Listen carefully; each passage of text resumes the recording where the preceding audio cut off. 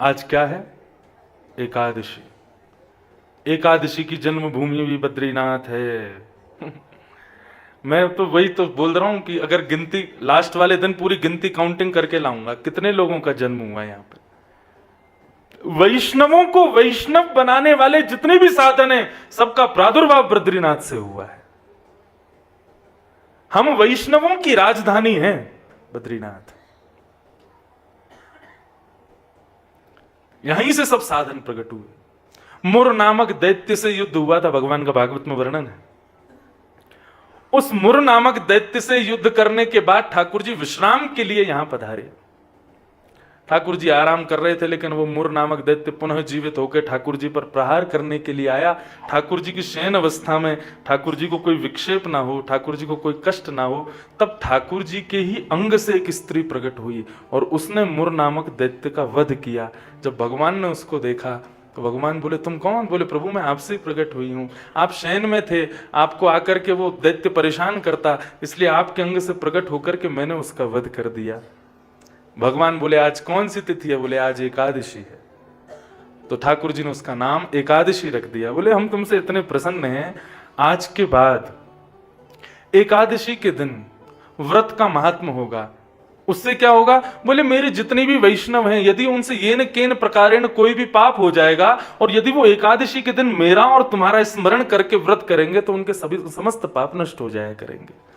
उत्पन्ना एकादशी के दिन इसी नर नारायण के बद्रिकाश्रम में एकादशी का जन्म हुआ।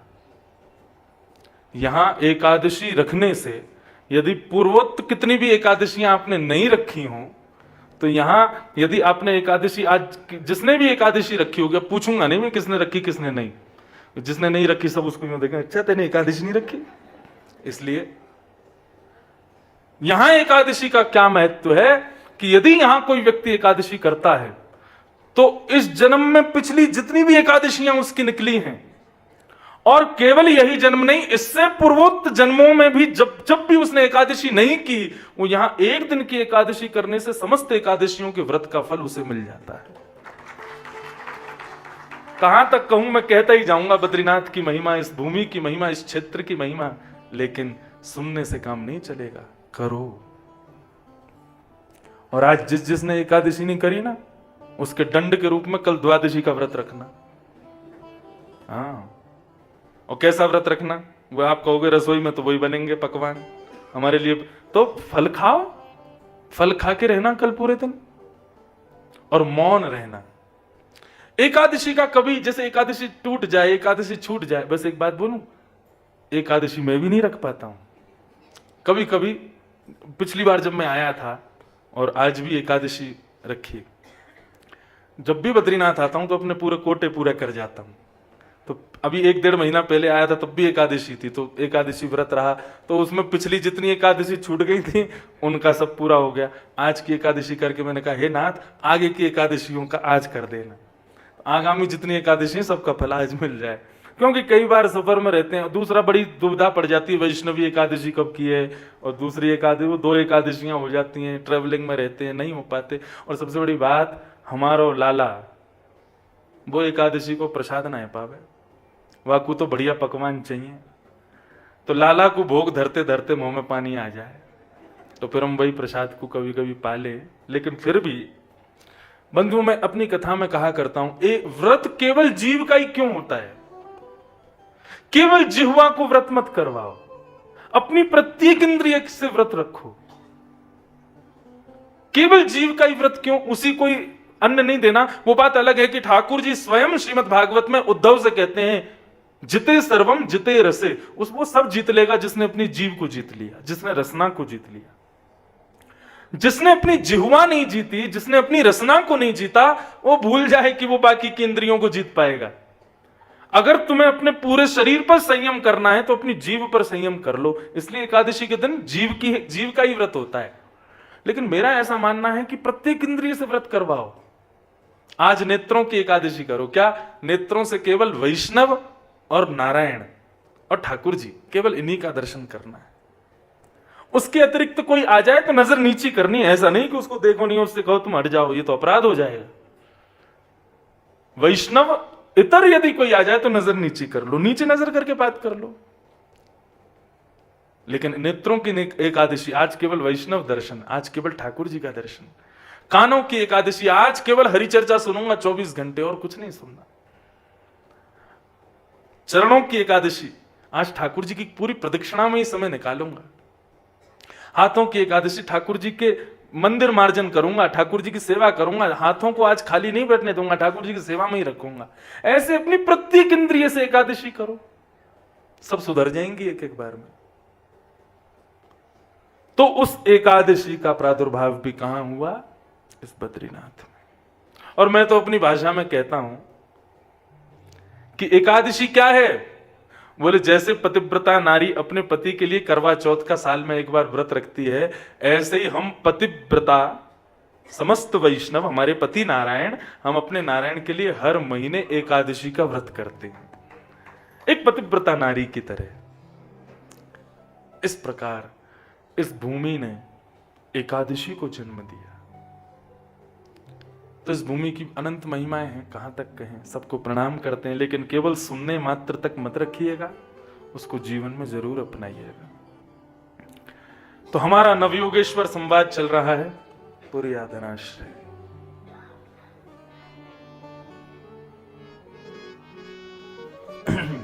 सब लोग बिल्कुल सावधानी से बैठो। राजा निमि के दरबार में 9 योगेश्वर बैठे।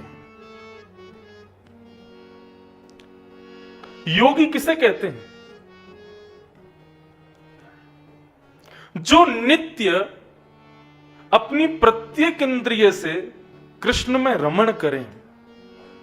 कृष्ण से इंद्रियां कैसे मिलें? उनकी इच्छा, जैसे हमारी जीव की इच्छा होती है कि हमें कुछ खिलाओ, कान की इच्छा होती है कुछ सुनाओ, नेत्रों की इच्छा होती है कुछ अच्छा दिखाओ, हाथों की इच्छा होती है कि कुछ स्पर्श कराओ, पैरों की इच्छा होती है कहीं ले जाओ।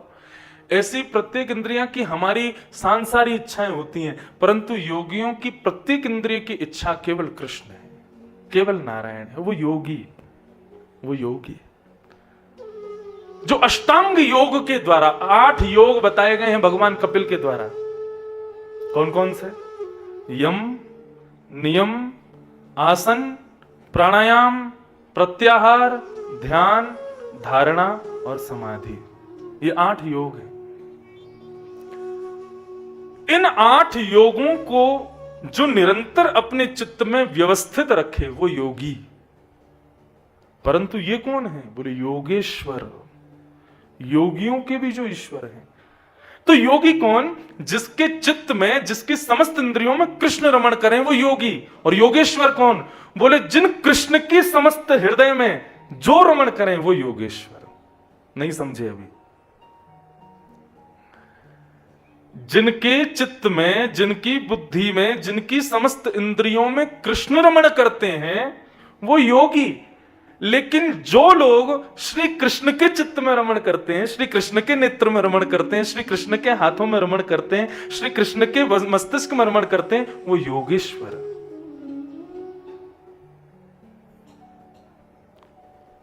श्री किशोरी जी कौन है? शब्द छोटा है लेकिन किशोरी जी भी एक योगेश्वर है। जाहे श्याम मुरली में टेरत, सुमिरत बारंबार, परम धन राधा नाम आधार। वह भी योगेश्वर है। और राधा रानी योगेश्वर है नहीं, योगेश्वरेश्वर हैं। योगेश्वरों की भी जो ईश्वर, माने कृष्ण के चित्त में जो रमण करें वो योगेश्वर, और उन कृष्ण के चित्त में रमण करने वाले योगेश्वरों के चित्त में जो रमण करें वो श्री किशोरी जी, योगेश्वरेश्वर। ये नव योगेश्वर हैं। इनके चित्त में ठाकुर जी रमण करें ऐसा नहीं, ये ठाकुर जी के चित्त में रमण करते हैं। और बंधुओं एक बात मैं कहूं, भक्ति पथ क्या है, भागवत धर्म क्या है, हमारे चित्त में ठाकुर जी रमण करें वो तो पूरे विश्व के चित्त में रमण करते हैं। जो ठाकुर जी का भजन नहीं करता ठाकुर जी उसके चित्त में भी रमण करते हैं। बस ये बात है कि उसके चित्त में थोड़ी बहुत देर रमण करते होंगे, हमारे चित्त में निरंतर रमण करते हैं। लेकिन भक्ति पथ क्या है, भागवत धर्म क्या है, हमारे चित्त में ठाकुर जी रमण करें, यहीं तक नहीं, हम स्वयं को ऐसा कर लें कि मेरा सुमिरन हरि करें, मैं पावा विश्राम। मैं सुमिरन हरि का ना करूं, मैं स्वयं को ऐसा बना लूं कि मेरा सुमिरन हरि करें। हरि मेरी इच्छा रखे, नारायण मेरी इच्छा करे, ठाकुर जी मेरी इच्छा करें। और वो कब करेंगे? जब हम उस योग्य बनेंगे। और उस योग्य बनने के लिए ही ये भागवत धर्म है कि हम उस योग्य बन सके कि हम ठाकुर जी के चित्त में रमण करें।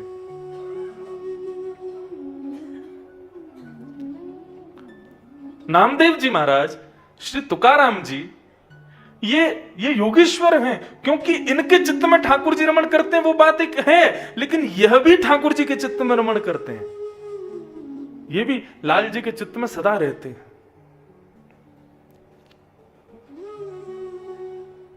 ऐसे कितने प्रसंग हैं जहां ठाकुर जी अपने भक्त के लिए ना जाने क्या क्या करते हैं। भक्तमाल जी में कथा त्रिलोचन जी की, त्रिलोचन जी के यहां भगवान अंतर्यामी बन करके आते हैं, नन्हे से बालक। त्रिलोचन जी नित्य संत सेवा करते हैं। एक दिन वृद्ध हो गए तो ठाकुर जी से बोले, आपने मुझे संतान तो नहीं दी, लेकिन कोई सेवक दे दो जो संतों की सेवा कर सके। तो बंधुओं देखो, ठाकुर जी से आप संतान मांगोगे ना तो संतान मिलेगी, लेकिन ठाकुर जी से यूं कहोगे, हे नाथ मुझे गौ सेवा करने वाला, संत सेवा करने वाला, वैष्णव सेवा करने वाला एक बालक दो, तो बालक नहीं देंगे, ठाकुर जी स्वयं आ जाएंगे। क्योंकि संत सेवा, गौ सेवा और वैष्णव सेवा भगवान कहेंगे मुझसे बढ़िया कोई नहीं कर सकता। हम लोग गलती क्या करते हैं, भगवान से पुत्र मांगो, पुत्री मांगो, कोई अपराध नहीं है, मांगो खूब, लेकिन हम केवल पुत्र पुत्री मांग करके ना, पुत्र पुत्री भगवान देते हैं। अब वो पुत्र कैसा होगा, पुत्री कैसी होगी, इस बात की तो गारंटी हमने ली नहीं ना ठाकुर जी से। शॉपकीपर के पास जाते हो, वस्तु लेते हो तो गारंटी भी लेते हो ना। ऐसे ठाकुर जी से कुछ मांगा है तो गारंटी कहां गई आपकी। श्रीमद् भागवत में नंद बाबा क्या मांगते हैं, विष्णु आराधनार्थाय। हे नाथ, वे भी बद्रीनाथ आए थे, श्री नंद बाबा वे भी केदारनाथ गए थे, चारों धाम गए, सब जगह जाकर के क्या मांगा, हमें एक पुत्र दो। कैसा पुत्र? बोले विष्णु आराधनार्थाय, जो गौ सेवा करे, जो संत सेवा करे, जो ब्रजवासियों की सेवा करे, ऐसा पुत्र दे दो। ठाकुर जी बोले, इस पुत्र के लिए तो फिर हमको ही आना पड़ेगा, हम किसी और को नहीं भेज सकते। ठाकुर जी से जो भी कुछ मांगो, उसके बदले में ये जरूर रखो कि ठाकुर जी हमें जो ये वस्तु चाहिए, इससे आपकी सेवा, वैष्णवों की सेवा, गौ सेवा ये रुकनी नहीं चाहिए। ऐसी कृपा करना।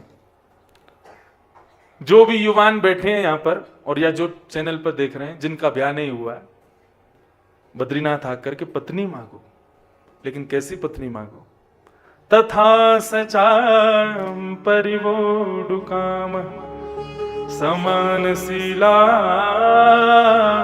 ग्रह में दधेनुम। हे ठाकुर जी, हमें ऐसी पत्नी प्रदान करना जो हमारी भक्ति को दुगुना करे, 4 गुना करे, 10 गुना करे, जिसके आते हमारी माला छूट जाए, आपकी सेवा छूट जाए, ऐसी पत्नी मत देना। और जितनी भी बहनें कथा सुन रही हैं, वो बद्रीनाथ आकर के पति मांगो। कैसा पति मांगो? बोले ऐसा ही पति दो भगवान जो आपकी भक्ति में हमको और आगे लेके चले। ठाकुर जी से वस्तु मांगो, लेकिन उस वस्तु का प्रयोजन भी ठाकुर जी के चरणों की प्राप्ति होनी चाहिए।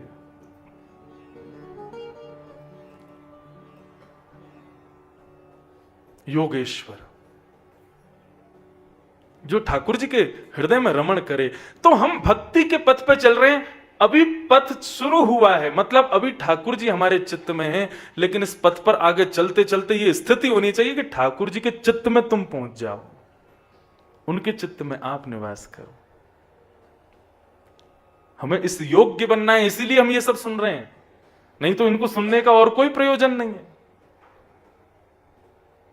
और वो प्रयोजन पूर्ण तब होगा केवल जब तक सुनने तक नहीं रहोगे, सुनकर के जीवन में उतारोगे जो जो बात यहां कही गई। कल 2 योगेश्वरों की चर्चा हुई थी। पहले योगेश्वर का नाम कवि और दूसरे योगेश्वर हैं हरि। तो प्रथम योगेश्वर से क्या पूछा गया था? आत्मकल्याण। बैठे हैं 500 लोग, उत्तर दे रहे हैं 5। इसी चीज का तो भय रखता है मुझको, सब क्यों नहीं बोले एक साथ। इसीलिए बार बार कहता हूं, लिख के रखो, एक एक चीज नोट डाउन करो, भूल जाओगे नहीं तो बाद में। चलो अब 2 दिन की तो निकल गई, तीसरा दिन है आज। YouTube पे बाद में आएगी, फिर दोबारा रिवीजन कर लेना इस पूरे चैप्टर का। हाँ, ये पाठशाला ही है बंधुओं, और इस पाठशाला में, और देखो यहां तो इतनी बढ़िया पाठशाला बनी है, एक प्रिंसिपल है, एक वाइस चांसलर है, आदिगुरु शंकराचार्य, श्री वेदव्यास, और बीच में कौन बैठे हैं? पीछे कोऑर्डिनेटर, शाम को दिखते हैं बस थोड़ी बहुत देर, किस किस का होमवर्क हो गया देखने आते हैं, और हम टीचर। पाठशाला है। तो दूसरे जो योगेश्वर हैं, कवि, उनसे पूछा गया कि भक्तों के लक्षण क्या होते हैं और भगवान को कौन से भक्त प्रिय हैं, हमें बताओ। तब उन्होंने कल 3 प्रकार के भक्तों के लक्षण बताए थे, उत्तम, मध्यम और साधारण। अधम भक्त नहीं होते, अधम होगा तो भक्त ही नहीं होगा, अधम भक्त कैसे हो सकता है? तो साधारण। उत्तम भक्त का क्या लक्षण बताया था? जो भगवान में सबको देखे और सब में भगवान को देखे, ये उत्तम भक्त का लक्षण। कितनों को दिखते हैं बताना? कितनों को अपने बगल वाले में ठाकुर जी दिख रहे हैं? नहीं दिखते, हमारी दृष्टि नहीं है ऐसी। हम शिकारी लोग हैं, हमारी आंखें शिकार करना जानती हैं, पुजारी नहीं है हमारी आंखें। उत्तम से तो अपना नाम काट ही लो, ये तो हम नहीं है। तो फिर इस प्रक्रिया को करने का प्रयास भी तो करो। हम एक जगह बस ये मान लेते हैं हम ये नहीं हैं, तो फिर बने कैसे? हम सब में भगवान को नहीं देख सकते, लेकिन ठाकुर जी में तो सबको देख सकते हैं ना। उस प्रक्रिया से प्रारंभ करो। आज बद्री विशाल भगवान को जब देखने जाओ तो अपने घर के जितने सदस्य जो यहां नहीं आए हैं, उन सबको उनमें ही देख लेना, उसी भाव से उनका दर्शन कर लेना। प्रक्रिया कहीं से तो प्रारंभ हो, इस भाव से हो जाए, ठाकुर जी में सबको देख लो। तो उत्तम अभी हम नहीं हैं। मध्यम भक्त के क्या लक्षण थे? मध्यम पे बड़ी जिम्मेवारियां थी। क्या क्या थी? ईश्वर से प्रेम करो, उनके जो अधीनेश, उनके जो भक्त हैं उनसे मित्रता करो, और जो जानकारी नहीं रखते हैं, जो बाल बुद्धि हैं, उन पर कृपा करो, और जो ठाकुर जी की उपेक्षा करते हैं तुम उनकी उपेक्षा कर दो, उनको छोड़ दो, उनको त्याग दो। ये 4 काम मध्यम के। मध्यम तो बन सकते हैं, और यहां बैठे कितने लोग मध्यम होंगे भी। लेकिन साधारण कौन है? जो ठाकुर जी की सेवा में बस रुचि रखता है, उसके अलावा ना तो संतों में निष्ठा, ना भक्तों में निष्ठा, ना वैष्णवों में निष्ठा, ना कथा वक्ताओं में निष्ठा। तो अधम सोचे कि मैं मध्यम बनूं, और मध्यम सोचे कि मैं उत्तम बनूं। इस प्रकार इस सीढ़ी पर चढ़ना प्रारंभ करो। तब हरि कहते हैं कि हे निमि राजन, इन तीनों में ठाकुर जी को उत्तम बहुत प्रिय है। जो सबको ठाकुर जी में देखता है और सब में ठाकुर जी को देखता है। तब राजा निमि ने कहा, महाराज ये लक्षण तो बहुत कठिन है, इस उत्तम भागवत के कोई और भी लक्षण हो तो मुझे बतलाइए। तब उत्तम भागवत के कम से कम 5-6 लक्षण यहां और बताए हैं, इसलिए बहुत ध्यान से सुनना, क्योंकि ये प्रश्न केवल राजा निमि का नहीं था, ये आप लोगों का भी था कि ये तो बहुत कठिन है, कुछ और भी बता दो हमें। तो उत्तम भागवत के और क्या लक्षण हैं? बहुत सारे लक्षण बताए जाएंगे, इनमें से जो आपको भावे उसको स्वीकार कर लेना। गृहीत्वा पिंद्रिये रथान यो न दृष्टि शिन्यति विष्णुर्मायामिदं पश्यन् स वै भागवतोत्तमः। बहुत साधारण सा अर्थ है इसका। आप जो चाहते हो वो यदि आपको नहीं मिलता तो हमारे साथ क्या होता है?